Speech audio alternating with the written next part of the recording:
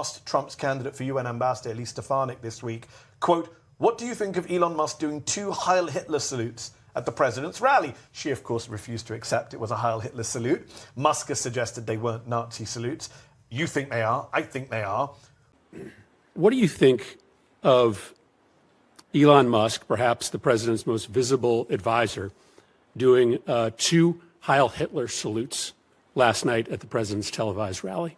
No, Elon Musk did not do those salutes. I was not at the rally, but I can tell you I've been at many rallies with Elon Musk, who loves to cheer when President Trump says we need to send, our U.S. space program to Mars. Elon Musk is a visionary. I'm looking forward to his work in DOGE, the Department of Government Efficiency, and look forward to looking how we can be more efficient and effective. But that is simply not the case. And to say so is the American people are smart. They see through it. They support Elon Musk. We are proud to be the country of such successful entrepreneurs. That is one of our greatest strengths as Americans. Are the American people smart enough to see through that? I don't know, but hello to you. Hey, Jeff. Hey, Jeff. Good to see you, Ryan. Welcome to episode 18 of The Whiners. It's January 23rd, 2025. And cheers to you, big ears. I am back in Wilmington, North Carolina, snow-covered Wilmington, after spending a few days in Washington, D.C. I was bitching about the weather there. I went to, not only went to, but I moderated an event with Scott Ritter and Anya Kay, co-authors of Covering Ukraine, at the legendary Bus Boys and Poets in Washington, D.C. Sunday night, heroically driving in the snow to get there to do it. And then I'm like, can't wait to get back to Wilmington. And now I am longing for the relatively tropical climate of Washington, D.C., because for the first time in I don't know how many years, we have several inches of snow here in Wilmington. Wow, and look it at looks that. nice. Yeah, it's sort of fun, and it looks beautiful. But I must tell you, they don't seem to have any equipment or manpower to deal with it, because all the streets, tomorrow will be day 3 after the snowfall. And so far as I can tell, there's no snow or ice has been removed or anything. I had a doctor's appointment tomorrow, and they called me and they canceled. So that's the 3rd day after the snowfall. So, Well, we had snow. Let's see, was it Monday? Yeah, Monday or Tuesday. I can't remember now. The days have all kind of gone into one. But it was about 1 millimeter of snow. And I pulled out my tape measure to measure, and my tape measure doesn't go small enough to measure the snow coverage that we had on the ground. all right. Well, then you're not going to get any sympathy from me. No. I don't need snow tires either for that. So I'm drinking, I couldn't go out to get anything special because of what I just described. So I've resorted to an old favorite, Cocobon. It's a red blend California. I'm not even sure what the blend is. I guess. And it's from your favorite store, right? Trader Joe's, yes. Trader Joe's. Oh, my gosh. Sort of my favorite store. There's another store in town I love a lot called Wine Store, the world's most generic name. It's almost as good as my favorite eatery called Restaurant. No way. But no, there's really a wine store here called Wine Store. And it's hard not to love them because they guarantee the lowest prices in North Carolina and sometimes in the whole nation. So there you have it. Well, I am drinking something called Bonterra Estates Cabernet Sauvignon, and it comes from my local grocery store from Mendocino County, California. It's about $20 a bottle. It's not bad. All right. It's going to do the work that it's supposed to do tonight. All right.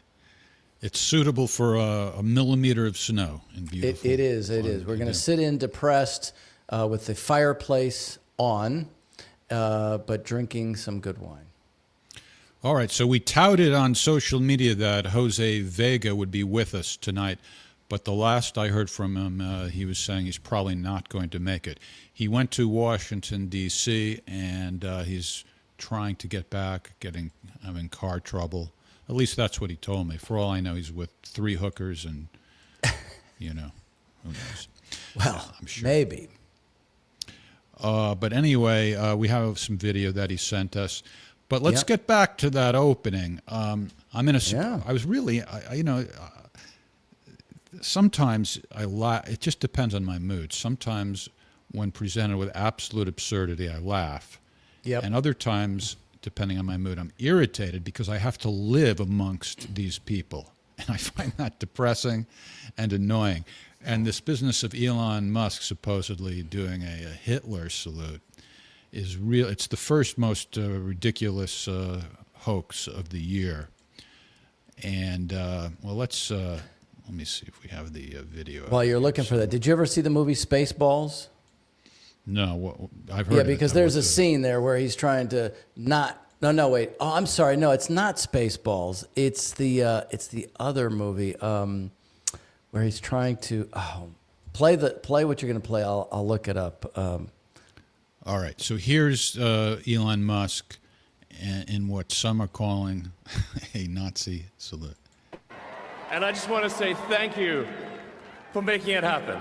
Thank you.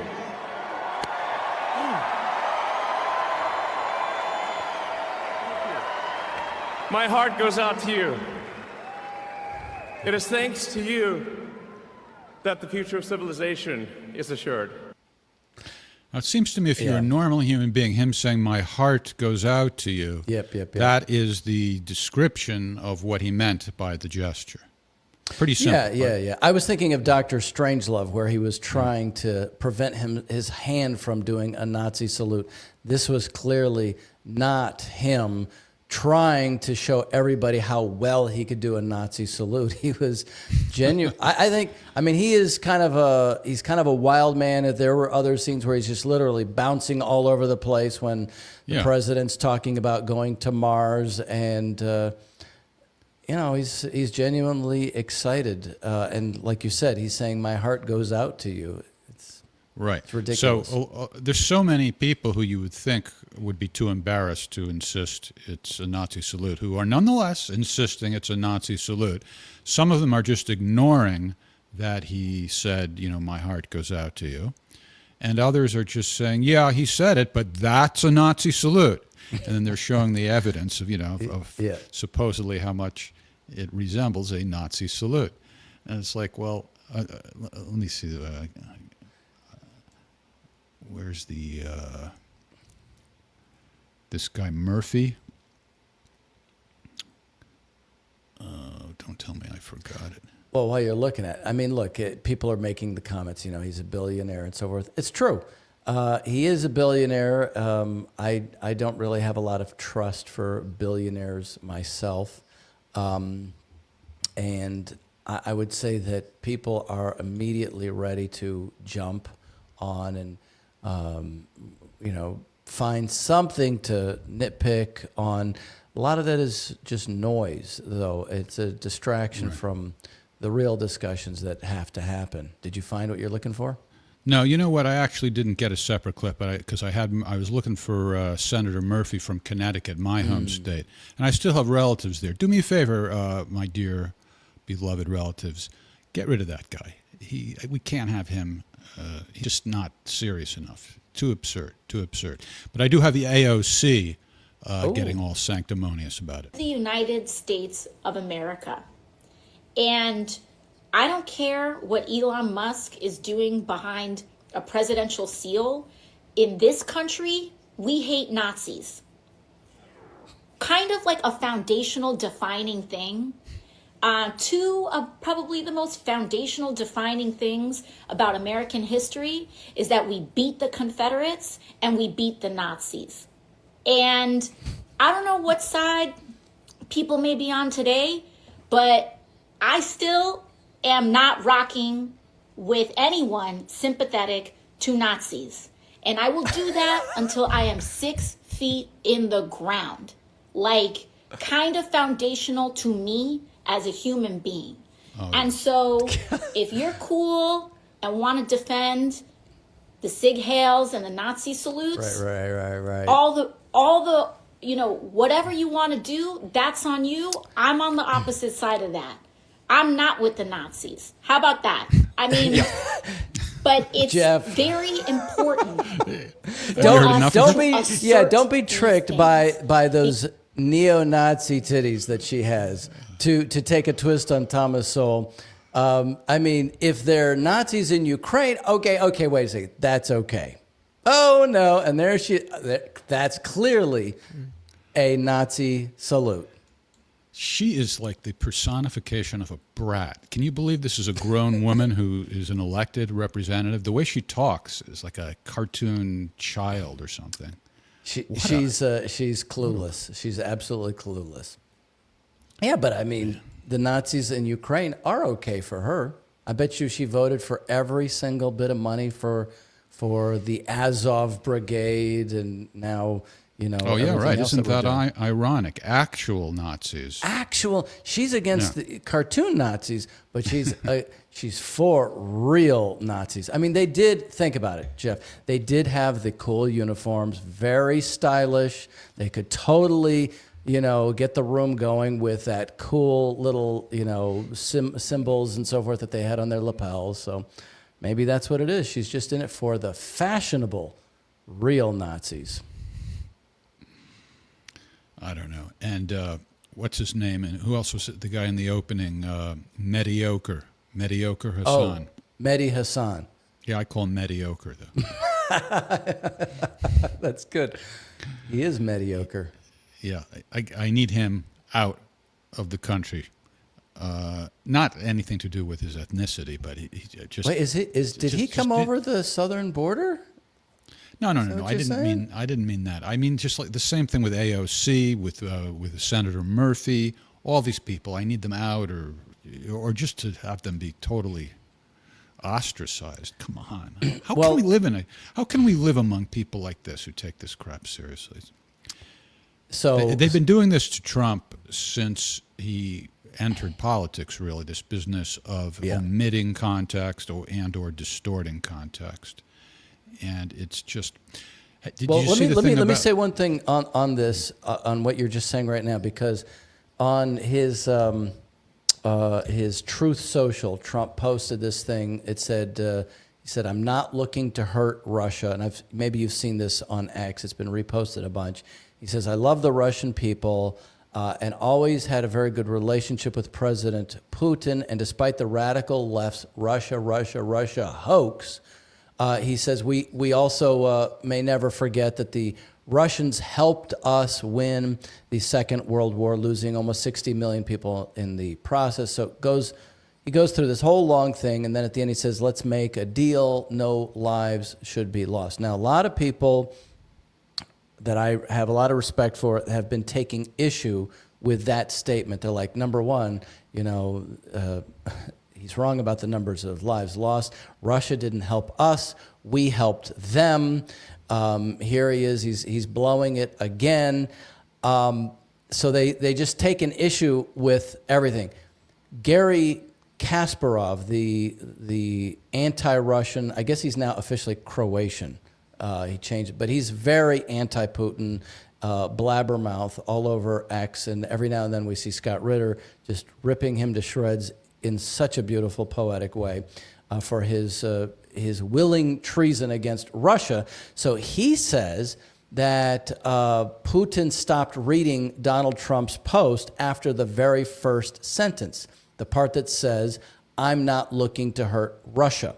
So his whole thing, he takes issue with the same thing, but the first sentence, "I'm not willing to hurt Russia." His whole point is we have to bring the pain in order to keep Ukraine going. So literally, you have everybody across the spectrum that are taking issue with what Trump says, as opposed to saying, okay, number one, he's very clear he doesn't want this conflict. He's got details wrong, or maybe he's keeping his cards close to the vest to not show how he really thinks. But the fact of the matter is, 2 days into the administration of a new president, you can't possibly know exactly everything that's going to happen. You know what I'm saying? Absolutely. these the one that is really getting to me now, because if you'd have to do. Sorry, I'm tongue-tied. You're a little verklempt. No. To fully appreciate the point I'm about to make, which is that how near unanimous this is. I could show you a lot of examples, but just do your own search at home if you doubt me. Okay. Close to 100% of the people who are posting stuff about Trump making a remark about Spain being in BRICS omitted what the reporter asked him, and that changes everything. This is all about Trump being such an idiot, he thinks that Spain is in BRICS. Okay, so if you doubt me, just do a search later and just spend 2 minutes looking around. That's what they're all saying. But what happened was the reporter said that Spain was in BRICS. And Trump is kind of weird, I admit that, the way Trump responded is a little bit weird, but he was being sarcastic and mocking the guy. And that changes everything if you know that the reporter said it. So here's the part that they're omitting. Thank you, sir. What can we expect of the countries in NATO that spend the least amount of money, like Spain, France, below the 5%? Spain is very low. And yet, are they a BRICS nation? What? They're a BRICS nation, Spain. Okay. You know what a BRICS nation is? You'll figure it out. But, and if the BRICS nations want to do that, that's okay, but we're going to put at least a 100% tariff on the business they do with the United States. You know what the BRICS is, right? You guys know. Brazil, You know what I'm saying, right?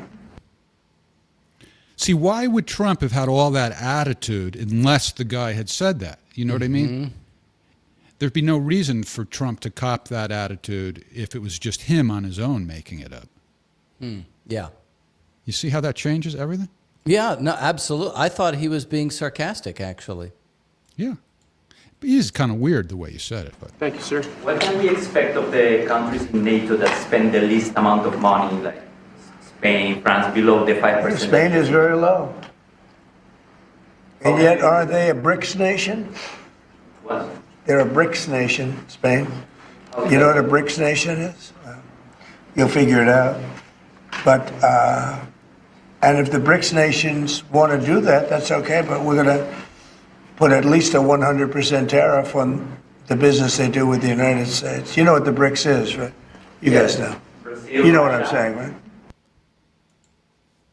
of course, it is weird that he said Spain is very low. I guess they pay a low amount. They don't pay anything if they're not in BRICS, right?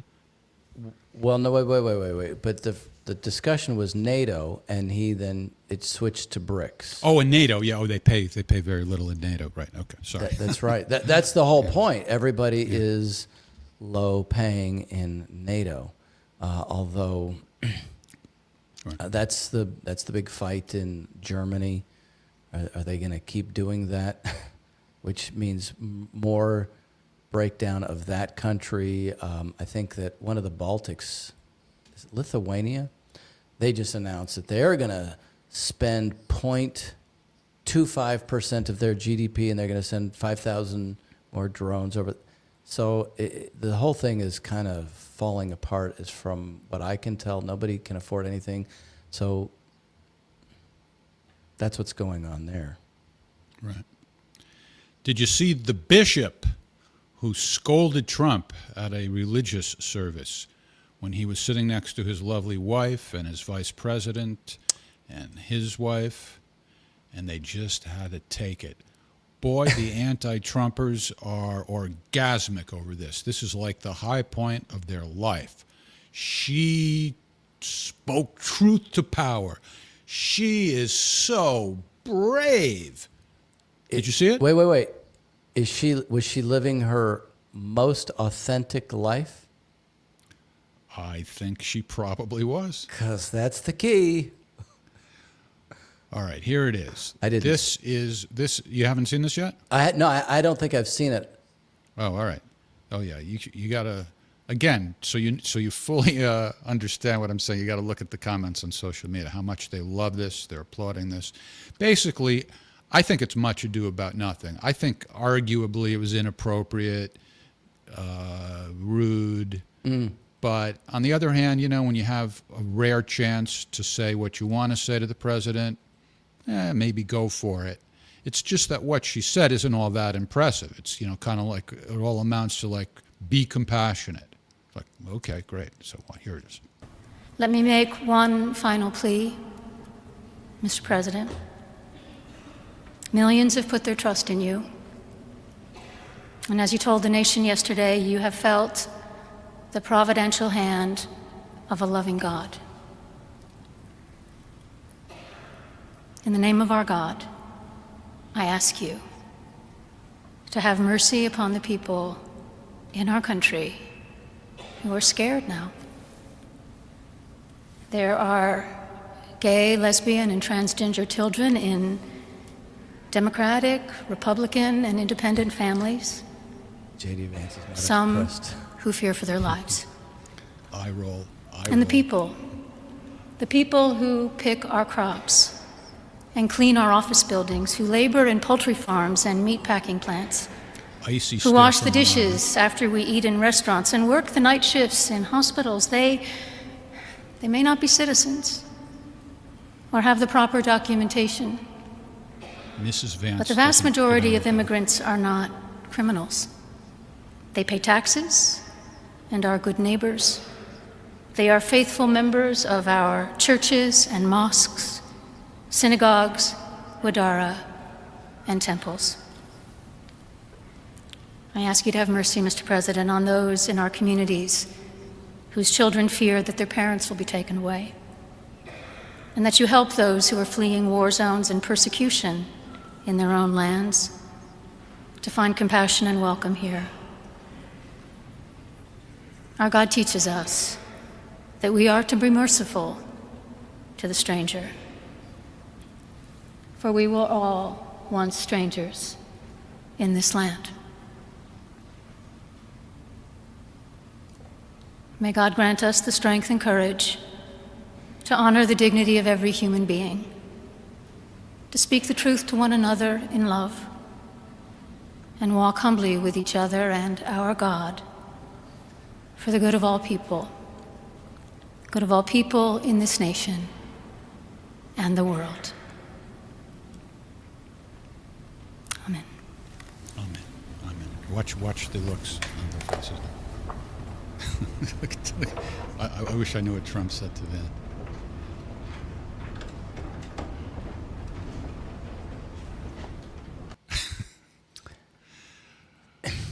What do you think? I mean, it's you see what I'm saying? It's kind of like just so generalized, Be compassionate. Be compassionate. It's like, okay. I mean, it's not on that one big a level. deal. It's not like a roast. It's not like a gotcha. Yeah, right. It is general, and it's kind of funny because I was thinking about this earlier today. I don't personally know what percentage of the people coming over the border are, say, like Ukrainian militants who, would threaten something or, are tied with some form of, ISIS terrorist cell or something like that, or a gang. I know there is some percentage of that. But none of these people who are in defense of let's just say like the legitimate immigrants that want to flee to America because there's a disaster over there, none of them say, hey, why doesn't the United States work with that government and rebuild their economy, rebuild their infrastructure, help get rid of the drug lords in their country or something like that, and create a better life for them back in their home, which is what we used to do in the United States. And no, I haven't slept actually in 48 hours. That's why I have not shaved. True story. That's the trouble with good lighting and a good camera. They see everything. Yeah. Yep. So Did you see this question? She's very close, but I like her. Yeah, give us. You know what? August 17th. We know you're a regular. We love you. Give us a phone call, and we'll psychoanalyze you. We'll give you her telephone number. Well, maybe. But let's start with ours. 520-525-8359. That's Wait a 520. 520-525-8359. Okay. And we actually have a call coming in now. Let's give it a listen. Not from him, though. Somebody else. Okay. Hey, you're on with, who are we? Ryan and Jeff. Yeah. Who's this? Hey, Ryan and Jeff. How's it going? This is Moby from Oklahoma. Who from Oklahoma? I thought I'd kind of comment. Yes, Oklahoma. No. What's the name? Moby. Moby. Moby Duck, as he's known on Telegram. Hi, Moby. Yeah, I frequent Scott's chat. Yeah. I was just going to say with that pastor, it was kind of interesting she used the word mercy, because that implies that I'm going to punish you, but I hope you don't punish me as hard as I think you will. So it's kind of a loaded question or request to begin with. But one of the things I was going to say is she mentioned the people fleeing war zones. I mean, how many of those war zones has the empire, as you would call it, created? And one of Trump's main platforms is he wants to be a peacemaker. Right. He wants to end these wars in the Middle East. How many immigrants fleeing war zones would there be if Iran was bombed, or if there was a bigger war in Europe, or the South China Sea and the Pacific Asia? Gaza. Gaza, exactly. So, I mean, how many Palestinians? Well, isn't that one of the categories that he wants to make an exception for, people fleeing war zones? I guess political asylum is one of the exceptions, but the problem is anybody can claim that, and it's hard to disprove it. But is that one of the exceptions, people who are war refugees? I'm not sure. I do know that, a lot of these hot-button political topics, they don't. I mean, they're meant for the 80% of people that just read the headline. So, usually there's details in there and exceptions for this in this case, and consideration for these people and these people and these people. So I would expect that, asylum for war zones would be a different thing than immigrants just crossing the southern border because they're expecting a free lunch, and then all the benefits that may come with it from the NGOs down there that, give them a cell phone, give them an apartment, give them a car. So it's still a question of numbers too. I mean, and a question of proportions, and a question of what other countries are also accommodating the refugees. So it's not a simple issue. And also, right, exactly. The other thing is, I remember looking at this some months ago, and already, because everybody thinks that Trump is out to, harm all of these people, Joe Biden, in his first 2 months of his administration, had already deported more people than Trump had done in the previous 4 years, and it had been much more even throughout the last of his administration. So, but that's not. It's a talking point that is not discussed, because it's kick Trump time now. Yeah, absolutely. It's really just, propaganda, and the main means of propaganda is fear, right? I mean, it's driving on those simple narratives, simple emotions. And of course, whenever you dig into the details or actually start reading articles and saying, does this line up with this? Oh, this is from another source that's counter. What are they saying? As soon as you do that, it all falls apart. It's all fear, manipulating simple emotions. It's basically, the same tools that marketers use. If you drink this drink, fitness drink, you'll look like this guy that's all fit, and you'll get all the girls. Like the old the Axe body spray commercial. Wait. What, can you just write? Can you say the name of it? I'm just trying to write that down a sec here. Which drink am I supposed to drink? The name of what? Sorry. the fitness drink I'm supposed to drink. Oh God, I feel like there's so many types of water nowadays. So what was it, vitamin water nowadays you're supposed to drink? Everything has the B vitamins in it. Oh, it'll do this and this and this. Well, it's just B vitamins, But yeah. Why aren't these people happy that Mike Pompeo lost his security clearance, for example? That's not their issue, is what I'm saying.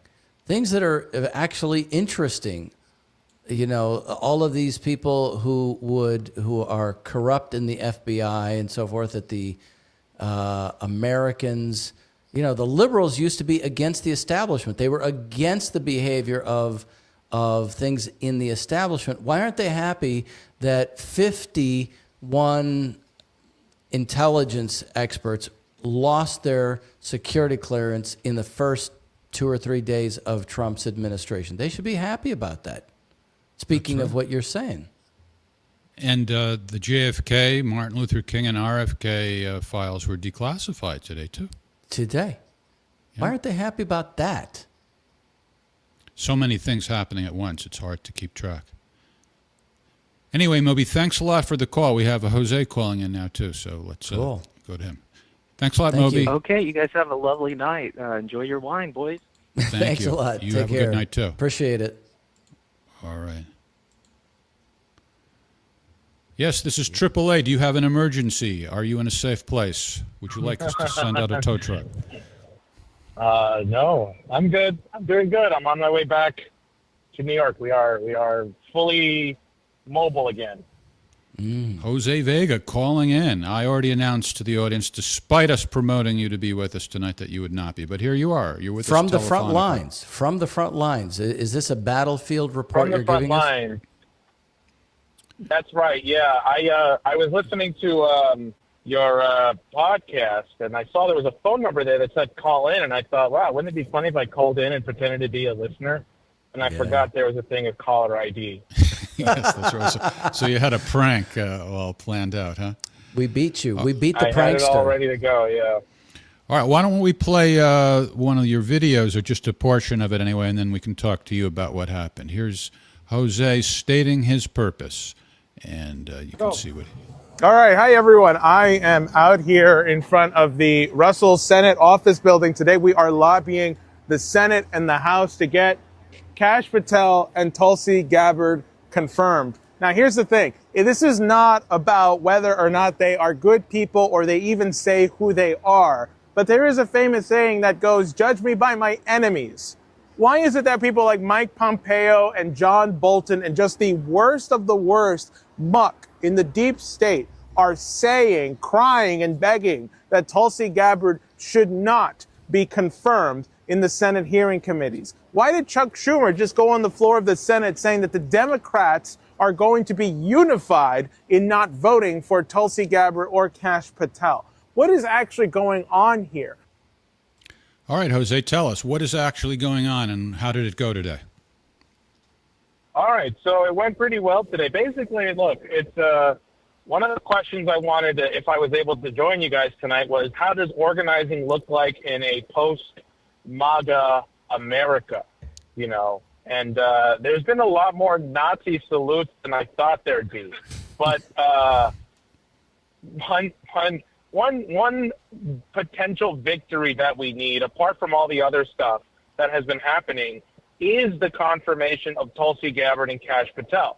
Some people may know that Kash Patel pledged to take down the FBI and turn it into a museum. Tulsi Gabbard is always been persona non grata in the intelligence community, specifically because of her support to take down the Section 720 of FISA. Although now I know she's singing a different tune, some people are saying she may just be doing that to be able to get confirmed in. Mm-hmm. We'll see what happens. Right. But the point is that Tulsi Gabbard and Kash Patel have to get in there. Because if they actually get confirmed in, this would be a very big victory for anybody who's trying to get transparency and accountability in government again. So what we were there to do was to lobby the Senate. You know, we put out a pamphlet called the Liars Bureau, which goes through all of the enemies of people who have been vocal, all the people have been vocal against Gabbard and Patel, and we've been breaking down why. One of the notable people who's been very vocal is Liz Cheney, and she just got a preemptive pardon from Biden as he was leaving the door. I have never heard of anything like that happening. Why did that happen? I don't know. What is it that she was afraid of that the new administration was going to find in going after her. But they gave her a preemptive pardon, and she was one of the people vocal against Tulsi Gabbard being nominated for Director of National Intelligence. Now, we had gotten some good, information from some of these offices, particularly that Tulsi Gabbard is still very rocky, but it may be the case that Kash Patel is much more secure and possibly guaranteed over Tulsi Gabbard. So what that means is that we need to increase the pressure. We need to keep a presence, a public presence going in the Senate buildings and to continue to put pressure on all these senators and say, look, the citizenry stands behind the intention of putting Tulsi Gabbard and Kash Patel in charge of these intelligence agencies. All right, well, and I want to reiterate, like I said in the video, it's not because they're perfect. You go on. No, but the point, you did what you said needs to be done. You were there doing that today. So tell us what happened. So who did you talk to? We were just, we took this, well, here's the great thing about coming to the Capitol, too, is you will never know who you talk to. You never know who you'll run into. For example, I know you've got that video of me running into Bernie Sanders. And also, I just got a report that, somebody ran into Jerry Nadler, a congressman of New York, and we gave him that same pamphlet, The Liars Bureau. But we were trying to saturate the Senate buildings with our reports. We printed boxes of them, and we took them to the Senate with these reports. And, people can just type in the Liars Bureau LaRouche.org, and you'll find it on the internet, or it might be on my Twitter, actually, if I repost it. But, Can they get it from your website? Of this. Probably, maybe on my Twitter. Yeah, I'll probably retweet it right now. No, I'm saying, can we from remember your Vote Vegas website? Is it on there?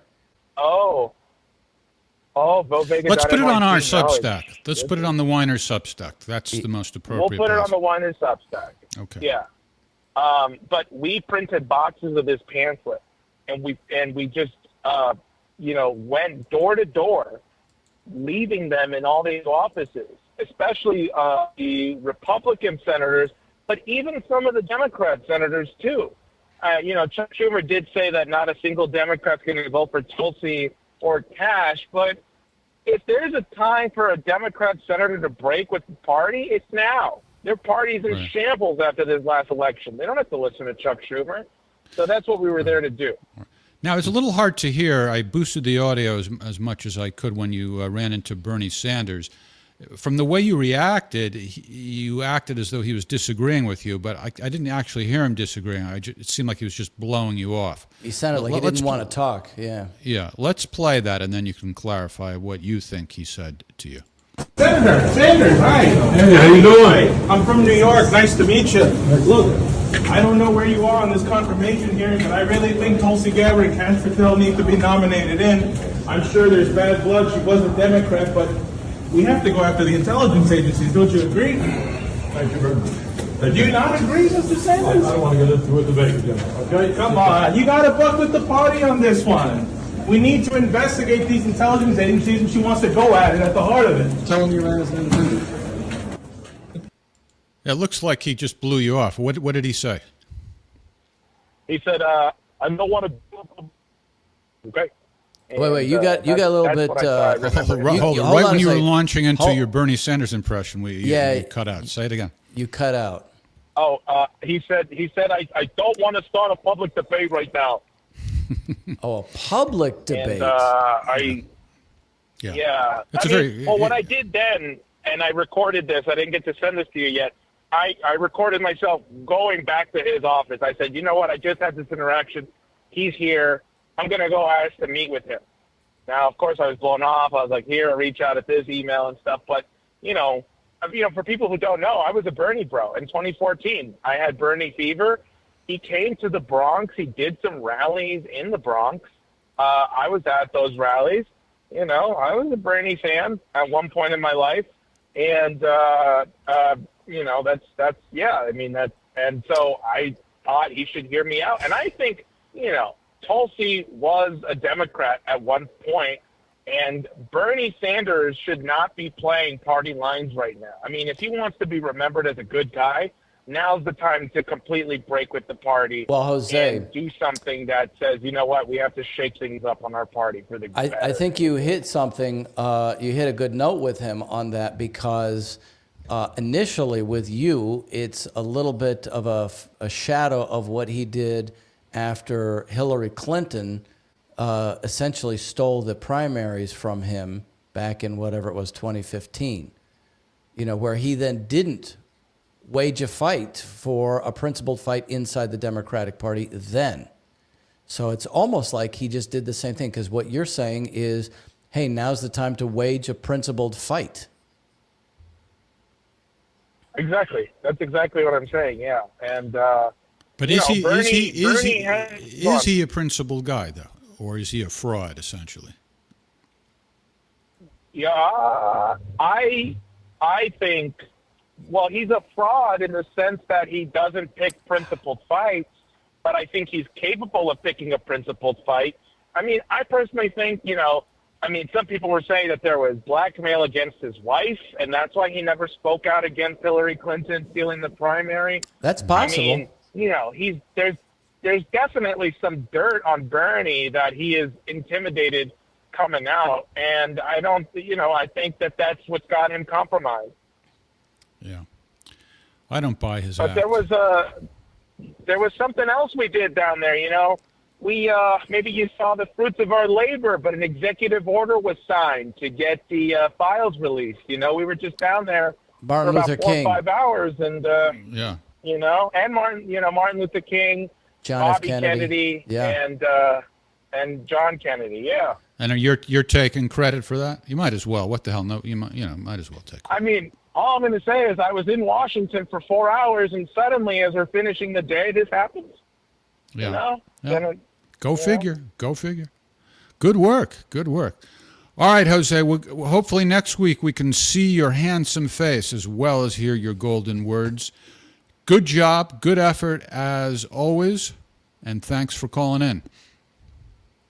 Thank you. Take care. All right. Thanks, Jose. Love you to bits. Love you to Jeff, bits. the one thing I do like about that video with Jose and Bernie is that he's just trying to engage him in a discussion, and he is persistent enough, but I would say it's not traditional Jose in that, like what he did with AOC, completely took apart the entire thing with the strength of the volume. But what I'm saying is it's a good example. Anybody could do exactly what he did with Bernie there. Any of our viewers. Well, as long as you mentioned it, I'll play it. Jose actually spoke to the camera about that he was more mellow than usual. What do you want to? What? Oh, do you have any comments about that? Yeah, that's certainly not one of my more aggressive interventions. Wasn't really sure how to behave here in the Capitol. Being polite. I was trying to be polite. It's not really often you get to see a senator walking around, but that's one of the benefits of walking around here in the Capitol. Sometimes you just see these people walking around. So, maybe it was the soft spot for Bernie and me that came out, but the 5-year-old soft spot for Bernie. The 2014 Jose Bernie bro. But has he said anything publicly that's... Well, he said he doesn't want to get into a debate with it right now. I don't know what he said publicly, but... All right, well, anyway. Yeah, there you go. There you go. Those of you in our audience, I'm sure some of you are familiar with Jose already. If you're not, just so give you a little context here, Jose is very well known for confronting politicians mostly, and he can be extremely, what would be the word? Critical, loud, confrontational, vociferous. He can just take them out. But remember, I think my favorite one was it was an event for reporters, New York Times, Wall Street Journal, all of these top journalists. And I think that they were even discussing the question of journalistic freedom. and then they dragged him out. And his gift is that he gets a lot of, he's not just heckling in some dopey way. He gets a lot of good arguments out before they can get him out. And unlike, say, the bishop, who was talking in generalities before, Jose speaks in specifics. Now, the other reason I would give him a little bit of a pass here, he was talking about his soft spot for Bernie. The other aspect is he didn't know he was going to run into him. When he makes a decision to go to confront like these New York Times guys and so forth, he has time to think about it. He knows where he's going. That's a targeted event, exactly. This is you're basically walking from office to office, roaming through the halls, and you got to recognize, the people as they might be going by if you don't have an appointment already. So speaking of truth to power, we left off with the bishop who was scolding Trump. Today, Trump himself spoke by video to a meeting at the Davos conference. That's right. And he scolded the head honcho of Bank of America. So let's give that a listen. Speaking of you, and you've done a fantastic job, but I hope you start opening your bank to conservatives, because many conservatives complain that the banks are not allowing them to do business within the bank, and that included a place called Bank of America. They don't take conservative business. And I don't know if the regulators mandated that because of Biden or what, but you and Jamie and everybody, I hope you're going to open your banks to conservatives, because what you're doing is wrong. Mr. President, I'll say that your friend Gianni said hello, told me to tell you hello, and we look forward to sponsoring the World Cup when it comes both this summer for the club and next year. So thank you for getting that for the United States.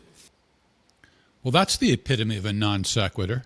Yeah, but I mean, why did he say open up the bank to conservatives? I didn't even get that Because part. there's a lot, you don't know that there are a lot of reports from conservatives who were debanked. They canceled their accounts. Among them, the legendary cat turd. Oh, no. And others too. You didn't know that? No, for their podcast. Make America a commie. Well, in that same speech. Don't mess with cat turd. I mean, I know. He's got some. He'll poop on your parade. So Trump was specific, and, Trump tends to be consequential.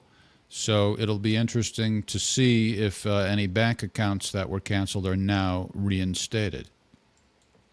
I think there's more of a chance of that happening than there is of something happening as a result of the bishop scolding Trump at church. True. There was actually, in that same presentation, Trump discussed, maybe not quite as specific as this, but it was fairly specific, saying that President Putin and I and China want to begin this process of denuclearization.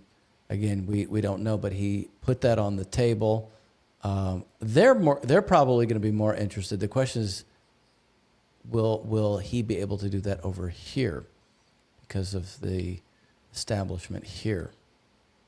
So he took a lot of those kinds of stands at that presentation. Any thought about the pardons? Either the J6, Biden's pardons or Trump's pardons? Well, yeah. So there was the January 6th. It was 1,500 people. Yeah. That were pardoned. I saw a report. You never know what the truth is, but this kind of rings true to me, is that Trump was discussing behind the scenes which cases to look at. And then when he realized how complicated and time-consuming it would be to really take a hard look at all these cases, he said, fuck it, let's just let them all out. Yeah, I think it came down to maybe only 6 people that he said that they were going to actually have to look at closely. They would have their sentence commuted at worst, I guess, but that they might actually look a little bit differently. So as far as Biden's... I don't know that I've ever seen anybody do that where they pardon people like their family members or like with Fauci, when they haven't actually already knowingly been charged and indicted and sentenced for a crime. That's new. Except for the Ford pardon, but that was one person, and that was the president. But here we have a whole bunch of people. Right. And some of them are saying, they didn't want the pardon, and there's talk about not accepting it. But my understanding is there's no such thing as not accepting it. If you're pardoned, you're pardoned. You don't have any say in the matter. Mm-hmm. But I have an idea, and tell me what you think of this idea. Most of my ideas are terrible, and this one might be too. But but this one sounds to me like it might be a good idea. Assuming I'm right, and I think I am, that you can't turn down a pardon, why not pass legislation that would empower people who have been issued a pardon to reject it? and then we put them to the test. Okay, Liz Cheney, you don't want the pardon?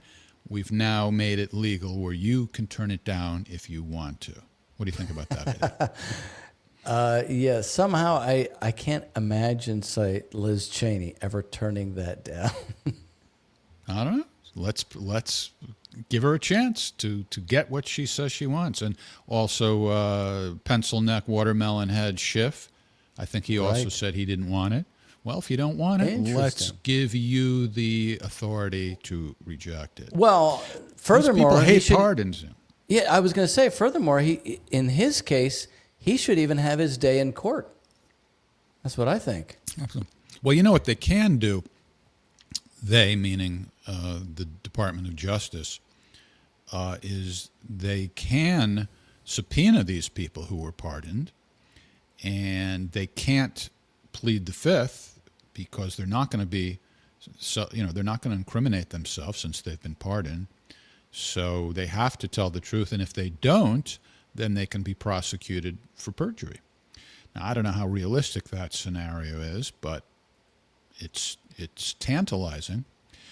Now, here's a video of some of these lovely Democrats and media folks saying how much they can't stand pardons. You ever heard of somebody getting a preemptive pardon who was innocent of all crime? Who's just an innocent person? Have you ever heard of that? Just somebody getting a blanket pardon and they're an innocent person? But no, it's the president's own family.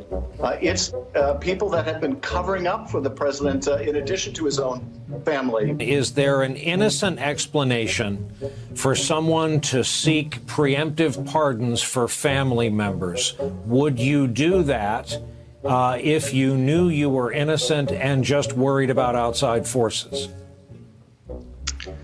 The answer to that is going to be no. If you haven't done anything wrong, you sit there and go, what do you need a preemptive pardon for? If he pardons people preemptively, he's essentially telling the public that these people have committed crimes. And we may not be aware of what they are, but the pardon is clear evidence that crimes have been committed. I imagine if he decides to issue these preemptive pardons, it will be cast in a way that he is protecting his family and protecting their reputations from, villainous exterior forces that are against him. First off, we should just take a deep breath and acknowledge the audacity of a president who's so clearly concerned about his own criminal culpability and that of his family members that pardons are a major obsession with him. Of course, this is all from Trump 1. And, of course, this goes on and on and on. I think you get the idea. There's no need to, what do they call it, gild the lily? Yeah. You get the idea. Well, what do you think of the 1500 January 6th pardon, of the revolt that almost took over the Capitol, but they all forgot their weapons? Well, yeah, it was a riot. I mean, I think it's absurd to call a riot an insurrection because it's the name of a crime. It's one thing when you're talking outside of a legal context to use a figure of speech, right? If you're in business, for example, and you feel like somebody took advantage of you, you might say you were raped, right? But if it's a criminal story that is being covered and somebody was attacked, they were punched or something, you don't say, oh, they were raped, because it has a different meaning in a criminal context. Yeah. So that's the thing that I think is just totally outrageous. These people were not prosecuted. There is a statute that prohibits insurrection, and the Department of Justice certainly was not being lenient with Trump. So given that they didn't want to treat him leniently, the only obvious reason to not prosecute him is because there was no evidence of it being an insurrection. So it's just unbelievable that this word is used so much. And I don't, like I said before, I don't know if it's true or not, but I agree with the sentiment that generally these people were overcharged. A lot of them were held in solitary confinement, which is a form of torture. The punishment is always supposed to fit the crime. Exactly. And there may be some exceptions where arguments could be made, but in general, it's quite obvious that these people were not treated like rioters or demonstrators who got violent in one way or another are normally treated. So I'm perfectly fine with letting them all out. And then, of course, and it's not like they got off the hook completely. They were in prison for a while. Exactly. No, and then of course you think about, of course we know Scott Ritter, who was raided by the FBI, had his passport taken. So abuses by the police. I keep thinking about when Biden said we now have an oligarchy. So here he is doing these things. That's Bernie Sanders' favorite word. I wonder if he had to get oligarchy permission from. Yeah, haven't you ever noticed that? He can never get more than 5 minutes without saying that word. That's true. I wonder if Biden had to get permission from him to use it. It's trademarked. Bernie Bros trademark. And then, remember Julian Assange. I mean, look at what he was raked through the coals over, too. And you would have thought that they would have given him a pardon. Even though he served, I think you can do that to clean the record and so forth, right? Is that true? Or am I wrong about that? I was just looking for a video. Ask me that question again. Well, Julian Assange, can't you, even though he's out and so forth, couldn't you say somebody like him could be pardoned of everything that the United States said he was guilty of, as opposed to, of course, he pled guilty to some aspect of it, basically to get out. But yeah, I'm not an expert, but I think he could be. The idea couldn't would be they actually give somebody like him a pardon, right? I think so. Yeah, to wipe it off his record. Exactly. And to make him free without Restore having him. to live up. Yeah, so he doesn't have to live up to the terms of his plea deal. That would be a reason. That's what I'm saying. So again, going back to the bishop who was scolding Trump, where is the outrage against people who are targeted by the U.S. police state establishment in their ranks? These are Americans. They're not illegal immigrants that are being mistreated. Do you think Trump will pardon Assange, or what's the name of the gentleman in Russia? I can't believe you're spacing out on his name. Ed Snowden. Yeah, Ed Snowden, right? Yeah, that's a good question. I don't know. I mean, again, there's somebody that I think he should be pardoned as well. Well, Ryan, I've saved the best video for last. It's a little too long to play the whole thing, but maybe we can look at a little bit of it. And I'm wondering how significant this is.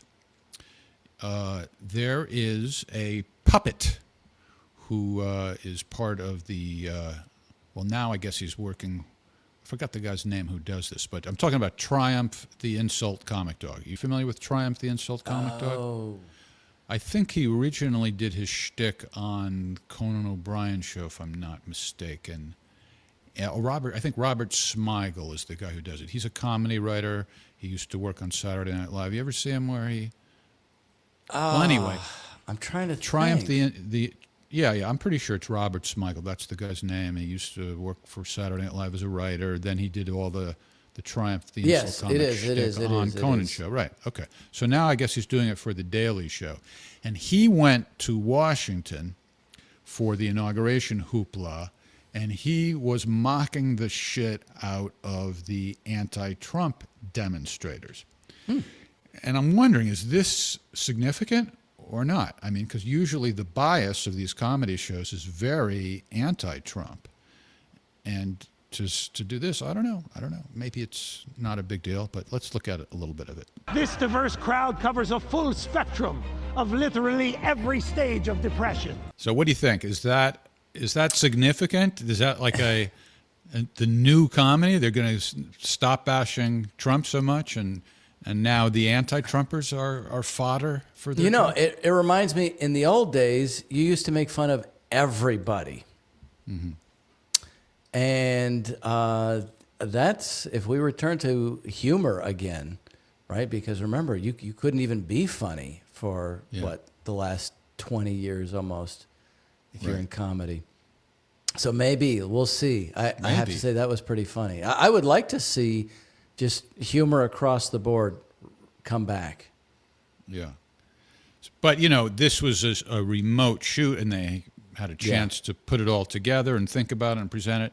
I don't know if I still don't see Jimmy Kimmel walking out in front of his audience, you know, suddenly siding with the anti-Trumpers and the audience, you know, applauding that. Yeah, well, and you said this was the Daily Show. Yeah, the Daily Show, Jon Stewart show. But I think he hosts it one day a week now. Right. Yeah, that's. I think. Yeah, this was somebody else hosting on this particular episode, but it doesn't matter who the host was this night. Yeah, but yeah, well, that's the show. That's the show, Jon Stewart. That's interesting. Right. It's interesting because he was a very big person on the left. Just, you know, this fake Absolutely. left. Absolutely. Until he was giving awards to real Ukrainian Nazis. You know, the Azov. That's what he did. Yeah. Wait, so he's not a hero to the left anymore? Is that what you're saying? Because of that? I don't know. I'm just saying. He was, you know, left. You're supposed to be against Nazis, except that he was giving awards to Ukrainian Nazis. Yeah. So there you go. All right. Tomorrow on Ask the Inspector, we'll be taking questions live from the audience, as we do every Friday night at 8 p.m. Eastern Time. Ryan and I will be on board, as usual. So I hope you nice people will join us on these same social media channels. And Ryan, I hope that you get some rest. I'm going to shave. I will have shave. A chance to shave. I know you are a very muscular yet effeminate person. Part of that effeminate approach to life is that you're very well groomed, and to not have time to shave is a serious aberration. Exactly. And I'm worried. They're really working you too hard for this. To the bone. We don't want to say who you work for, do we? Well, we can just say. Well, you've said it before, but we don't want to say it in the. It's big finance. Yeah, we've said it before, but we don't want to say it in the context of complaining about you being overworked. Let me just say that. Well, let's let Elon Musk weigh in to express his feeling about you. My heart goes out to you. All right, so that's how we feel. There you go. Thank you. All right, Jeff. My heart goes out to you. We'll be back next Thursday at 7 p.m. Eastern Time with episode 19 of The Whiners. Till then, take care, everybody. We love you. Bye.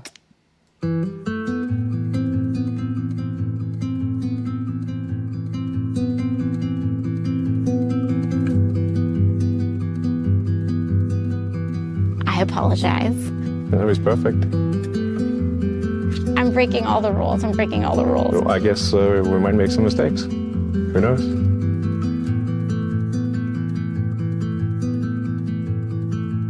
I think one of the biggest problems we have in DC is that everyone's egos are too big. I actually just prefer to have no titles at all. You're opening yourself up. I'm just being me.